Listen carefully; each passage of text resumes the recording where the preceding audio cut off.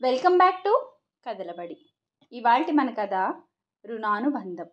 పూర్వకాలమందు ధారానగరంలో ధర్ముడు అనే మాదిగవాడు ఉండేవాడు. తక్కిన మాదిగలందరిలాగే ధర్ముడు కూడా చెప్పులు కుట్టుకుని జీవిస్తూ ఉండేవాడు. చెప్పులు కుట్టి అమ్ముకోవడమే కాకుండా ధర్ముడికి రాత్రివేళ నగరంలో గస్తీ తిరిగే తలారీ పని కూడా ఉండేది. ధర్ముడు రాత్రంతా మేలుకుని నగరమంతా తిరుగుతూ జాముకి దొంగలు వస్తారు, జాగ్రత్తగా ఉండండి అని ప్రజల్ని హెచ్చరించేవాడు.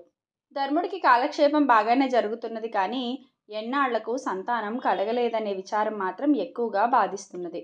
ఆ ఊళ్ళోనే గొప్ప పండితుడు ఒక ఆయన ఉండేవాడు. ధర్ముడు గస్తీ తిరిగి పని ముగించుకుని ఇంటికి పోయే సమయంలోనే పండితుడు ఏటికి స్నానానికి బయలుదేరి వచ్చేవాడు. ఇలానే ఒకనాడు ఆ పండితుడు ఏటికి స్నానానికి వచ్చే సమయానికి ధర్ముడు ఆయనకి ఎదురుపడి దండం పెట్టి తనకి త్వరలోనే సంతానం కలిగేటట్టు దీవించమని ప్రార్థించాడు. దానికి పండితుడు, ధర్మన్న, పిల్లలు లేరని ఎందుకు విచారపడతావు? రుణానుబంధ రూపేణ పశువు పత్ని సుతాలయాహ అన్నారు. అనగా పెళ్ళము, పిల్లలు, గొడ్డు, గోద, ఇల్లు, వాకిలి మొదలైనవన్నీ కేవలం రుణానుబంధం వల్లనే వస్తాయి, రుణం తీరిపోగానే పోతాయి అని చెప్పి స్నానానికి వెళ్ళిపోయాడు. పండితుడు చేసిన ఈ బోధ వల్ల ధర్ముడికి వైరాగ్యం కలగకపోగా సంతానం పొందటానికి ఒక ఉపాయం తట్టింది. నా సొమ్ము ఎవడైనా అనుభవించి దానికి ప్రతిఫలం ఇవ్వకపోతే వాడు నాకు రుణపడతాడు. అప్పుడు వాడు నా కడుపును పుట్టి రుణం తీర్చుకొనక తప్పదు కదా. ఈ విధంగా నాకు సంతానం కలిగే అవకాశం ఉన్నది అని ధర్ముడు ఆలోచించాడు. ఈ ఆలోచనతో ధర్మన్న తాను తయారు చేసే చెప్పుల జతలను తన వద్దకు వాటి కోసం వచ్చే వాళ్ళకి డబ్బు పుచ్చుకోకుండా ఉచితంగా ఇచ్చేయడానికి ప్రయత్నించాడు. కానీ ఆ వచ్చిన వాళ్ళు ఉత్తపుణ్యాన నీ చెప్పులు పుచ్చుకుని నీకు రుణపడి ఉండటానికే మాకేమంత గ్రహచారం అనేసి మరొక చోటుకి పోయి కొనుక్కోసాగారు. ధర్మన్నకి రుణపడ్డానికి ఏ ఒక్కరూ ఒప్పుకున్నారు కారు. ఈ పని కాదనుకుని ధర్మన్న మరొక ఉపాయం పన్నాడు. ఊరికి ఏరికి మధ్య ఇసుక పర్ర ఇంచుమించు కోసున్నర దూరం ఉన్నది కదా, ఒక మంచి చెప్పుల జతను మధ్యదారిలో పెట్టి వస్తాను. మిట్ట మధ్యాహ్నం వేళ ఒక్కడైనా జోడు లేకుండా దారిని పోకపోతాడా? ఆ చెప్పుల జత తొడుక్కోకపోతాడా? ఇక ఆ తొడుక్కున్నవాడు నాకు రుణపడకుండా ఎలా పోతాడు అని ధర్మన్న ఆలోచన చేశాడు. ఈ ఆలోచనతోనే ధర్మన్న ఉదయాన్నే కొత్త చెప్పుల జత ఒకటి తీసుకుపోయి ఇసుక పర్రలో నడిదారిలో పెట్టాడు. సాయంకాలం వెళ్ళి చూస్తే ఎక్కడ పెట్టిన చెప్పుల జత అక్కడే ఉన్నది. ఎన్నాళ్ళు చూసినా ఆ చెప్పులు ఎవరు తొడుక్కుని పోయేటట్లు కనబడలేదు. అయ్యో, నాకిక సంతాన ప్రాప్తి లేదు కాబోలు, లేకపోతే ఆ చెప్పుల కోసం ఎవరూ ఆశించకపోవడం ఏమిటి, నాకు రుణపడకపోవడం ఏమిటి అనుకుని ధర్మన్న నిరాశ చెందాడు. అయినా ధర్మన్న తన పట్టుదల వదలక ఆ చెప్పుల జతను అక్కడే నడిదారిలో ఉంచి రోజు సాయంత్రం వెళ్ళి వాటిని ఎవరైనా తొడుక్కుపోయారా లేదా అని చూసి రాసాగాడు. కొంతకాలం గడిచాక ఒకనాటి సాయంత్రం ధర్మన్న వెళ్ళి చూసేసరికి ఆ చెప్పుల జత అక్కడ లేదు.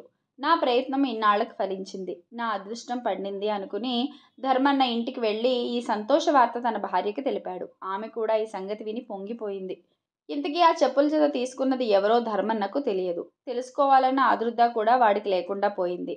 రుణానుబంధాన్ని గురించి ధర్మన్నకు బోధ చేసిన పండితుడు ఒకనాడు తొందర పని మీద పొరుగురు వెళ్ళవలసి వచ్చింది. ఆయన పని చూసుకుని తిరిగి వచ్చేసరికి సరిగ్గా మధ్యాహ్నం 2 జాములయ్యింది. కాళ్లకు చెప్పులు లేనందున పండితుడి పాదాలు ఇసుకలో కాలి బొబ్బలెక్కాయి. అంతలో ధర్మన్న దారిలో ఉంచిన చెప్పుల జత ఆయన కళ్ళ పడింది. బతుకు జీవుడా అని ఆ పండితుడు ఆ చెప్పుల్ని తన కాళ్ళకి తొడుక్కున్నాడు. ఎవరో మాదిగ వీటిని అమ్మకానికి తెచ్చి ఇక్కడ పెట్టి ఏటో వెళ్ళిపోయి ఉంటాడనుకుని పండితుడు ఆ మాదిగ కోసం చాలాసేపు ఎండలో నిలబడి అన్ని దిక్కులు చూశాడు. కానీ ఎవరూ అటుకేసి రాలేదు. సరే, ఈ చెప్పులు పెట్టినది ఎవరో ఊళ్ళో కనుక్కుని డబ్బులిచ్చేవచ్చులే అనుకుని పండితుడు తన ఇల్లు చేరుకున్నాడు. ఆ సాయంత్రం ఆయన ఊళ్ళో మాదిగ వాళ్ళందరినీ వాకప్ చేశారు. కానీ వాళ్ళందరూ మాకు తెలియదంటే మాకు తెలియదు అన్నారు. ధర్ముడు మాత్రం తన రహస్యం ఎక్కడ బయటపడుతుందోనని కొన్నాళ్ల పాటు పండితుడి కంటపడ్డమే మానేశాడు. చెప్పులను గురించి తాను ఎవడికి రుణపడి ఉన్నది ఎంత ప్రయత్నించినా తెలియకపోయినందుకు పండితుడు చాలా కించపడ్డాడు. మరికొద్ది రోజులకే ఆయన జబ్బుపడి మరణించి ధర్ముడి రుణం తీర్చుకోవడం కోసం వాడి భార్య కడుపున పడ్డాడు. గర్భవతి అయిన ధర్ముడి భార్య 10 నెలలు మోసి పండులాంటి కొడుకుని కన్నది. గూడెంలో అందరూ సంతోషించి వేడుకల్ని జరిపారు. తల్లిదండ్రుల ఆనందానికి అంతే లేదు. వాళ్ళు తమ కొడుక్కి సంగడు అని పేరు పెట్టుకున్నారు. సంగడు క్రమంగా పెరిగి పెద్దవాడయ్యాడు. వాడు కూడా తండ్రిలాగే చెప్పులు కుట్టి వాటిని ఊళ్ళో అమ్మి డబ్బు తెచ్చేవాడు. అలా తెచ్చిన డబ్బు సంగడు ఇవ్వకపోతే ధర్ముడు తీసుకునేవాడు కాదు. కొడుకు వద్ద డబ్బు తీసుకుంటే వాడికి తనకి ఉన్న రుణానుబంధం తెగిపోతుందని, వాడు తనకి దక్కడని ధర్ముడు భయం. ఈ సంగతి తన భార్యకు కూడా చెప్పి కొడుకు డబ్బు తెస్తే దాన్ని తాకవద్దని గట్టిగా హెచ్చరించాడు. పూర్వజన్మలో తాను ఫలానా పండితుడన్న సంగతి సంగడికి తెలుసు. తాను ధర్ముడికి కొడుకై పుట్టడానికి గల కారణం కూడా తెలుసు. ఎంతలో ఆ చెప్పుల రుణం తీర్చుకుంటానా, ఎంత వేగంగా ఈ జన్మ చాలించుకుంటానా అని సంగడు ఆత్రపడేవాడు. కానీ తాను సంపాదించుకు వచ్చిన డబ్బు తల్లిదండ్రులు పుచ్చుకొనకపోవడం వల్ల అనుకున్నంత త్వరగా వాడికి వాళ్లతో రుణానుబంధం తీరడం లేదు. ఇలా ఉండగా ఒకనాడు ధర్మన్న ఊరికి పోవలసి వచ్చింది. వాడు తన కొడుకుని పిలిచి, నాయనా, నేను ఊరు వెళుతున్నాను. ఈ రాత్రి నాకు బదులు నువ్వు నగరంలో గస్తీ తిరిగి 4 జాములా ప్రజలను హెచ్చరించాలి అని చెప్పాడు. తండ్రి చెప్పిన ప్రకారం ఆ రాత్రి సంగడు నగరంలో గస్తీ తిరగడానికి బయలుదేరాడు. అతని వెంట వచ్చిన తలారి, సంగన్న, రాత్రి జాము గడిచింది. నిద్రలో ఉన్న వారిని మేలుకొల్పి జాగ్రత్తగా ఉండమని హెచ్చరిక చెయ్యి అన్నాడు. అప్పుడు సంగన్న కంఠం ఎత్తి అందరికీ మెలకు వచ్చేటట్లు ఈ శ్లోకం చదివాడు. మాతా నాస్తి, పితా నాస్తి, నాస్తి బంధు న సోదరః, అర్థం నాస్తి, గృహం నాస్తి, తస్మాత్ జాగ్రత్త జాగ్రత్త. కూడా వచ్చిన తలారి ఆశ్చర్యం వేసి ఈ శ్లోకానికి అర్థం ఏమిటి అని సంగణ్ణి అడిగాడు. దానికి సంగన్న, తల్లి లేదు, తండ్రి లేడు, చుట్టం లేడు, సోదరుడు లేడు, ధనం లేదు, ఇల్లు లేదు, కనుక జాగ్రత్తగా ఉండండి అని అర్థం చెప్పాడు. మరొక జాము గడిచింది. అప్పుడు సంగడు మరొక శ్లోకం ఇలా చదివాడు. కామక్రోధశ్చ లోభశ్చ దేహే తిష్టంతి తస్కరాః, జ్ఞానరత్నపహారాయ తస్మాత్ జాగ్రత్త జాగ్రత్త. సంగడి ఈ శ్లోకం చదివి ప్రజల్ని మేలుకొలపగానే వీడింత చదువు ఎప్పుడు చదివాడా అని తోటివాడికి ఆశ్చర్యం వేసి ఈ శ్లోకానికి కూడా అర్థం చెప్పమన్నాడు. కామం, క్రోధం, లోభం అనే దొంగలు జ్ఞానం అనే రత్నాన్ని అపహరించడానికే మన దేహంలో దాగి ఉన్నారు కనుక జాగ్రత్త అని సంగడి శ్లోకానికి అర్థం చెప్పాడు. తలారివాడికి ఆశ్చర్యం పుట్టుకు వచ్చింది. అతను సంగడితో, సంగన్న, నీ మాటలు చాలా విడ్డూరంగా ఉన్నాయి. ఇంతకాలము నీ బాబు చెంబు తపేలా ఎత్తుకుపోయే దొంగల గురించి హెచ్చరించాడు కానీ ఇటువంటి దొంగల గురించి ఎన్నడూ చెప్పనే లేదు. మాకు తెలియకుండా ఇవన్నీ నువ్వు ఎప్పుడు నేర్చావో చిత్రంగా ఉన్నది అంటూ తన ఆశ్చర్యాన్ని తెలిపాడు. 3వ జాము గడిచింది. నిద్రపోయే ప్రజల్ని మేలుకొల్పి హెచ్చరిస్తూ సంగడు మరొక శ్లోకం ఇలా చదివాడు. జన్మం దుఃఖం, జరా దుఃఖం, జాయా దుఃఖం, పునః పునః, సంసార సాగరం దుఃఖం, తస్మాత్ జాగ్రత్త జాగ్రత్త.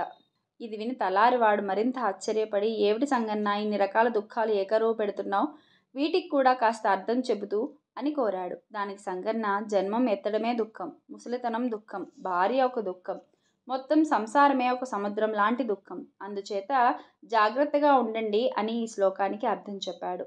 దీనికి తోటివాడు, మీ బాబు పిల్లని తెచ్చి నీకు పెళ్లి చేద్దాం అనుకుంటూ ఉంటే ఇలా మెట్ట వేదాంతం మొదలు పెట్టావేమిటి అన్నాడు. మరికొంతసేపటికి 4వ జాము అయింది. అప్పుడు సంగడు ఇలా చదివాడు. ఆశయా బద్ధతే లోకే కర్మాణాం బహుచింతయా, ఆయుక్షీణం నా జనాతి తస్మాత్ జాగ్రత్త జాగ్రత్త. ఈ శ్లోకానికి కూడా అర్థం చెప్పమని తోటివాడు అడిగాడు. దానికి సంగడు, ఆశ చేతను, కర్మ చేతను, అనేక చింతల చేతను ఈ లోకం బంధింపబడి ఉన్నది. వీటి మధ్యను ఆయువు క్షీణిస్తున్న సంగతి తెలియదు. అందుచేత జాగ్రత్తగా ఉండాలి అని ఈ శ్లోకానికి అర్థం చెప్పాడు. ఆ పట్టణాన్ని ఏలే రాజు సంగడు మొదటి జాము కాగానే చదివిన మొదటి శ్లోకం విన్నాడు. ఆయనకి ఆశ్చర్యం వేసింది. ఇంకా ఏమైనా శ్లోకాలు వినిపిస్తాయేమోనని ఆయన మేలుకుని ఉండి మిగతా 3 శ్లోకాలు కూడా విన్నాడు.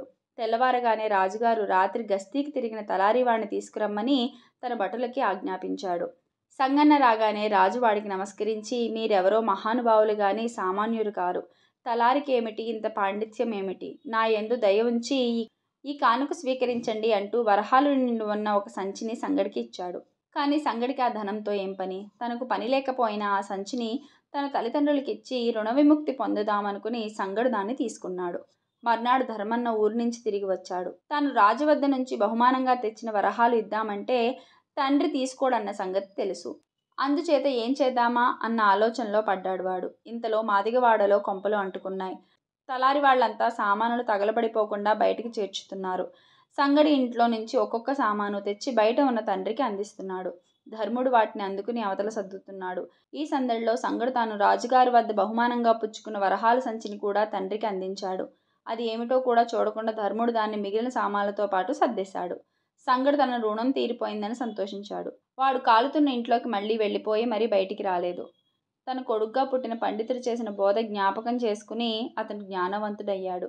ఇది ఇవాల్టి కథ. ఈ కథ కనుక మీకు నచ్చినట్లయితే లైక్ చేయండి, షేర్ చేయండి, అలాగే కథల బడి ఛానల్ని సబ్స్క్రైబ్ చేయండి.